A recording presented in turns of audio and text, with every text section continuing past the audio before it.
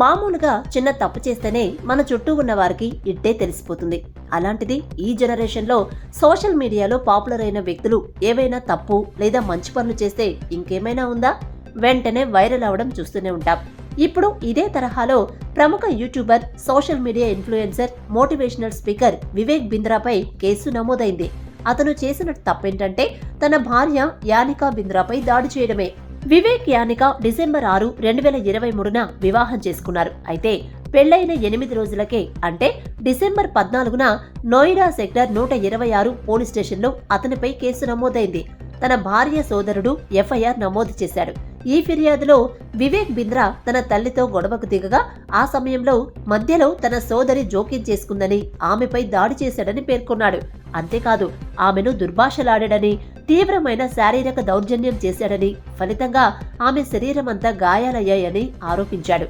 యానిక శరీరం మొత్తం గాయాలు కావడంతో ప్రస్తుతం ఢిల్లీలోని ఓ ఆసుపత్రిలో చేరింది. ఆమె చెవిలో గాయమైందని, దీనివల్ల వినికిడి సమస్య మొదలైందని సమాచారం.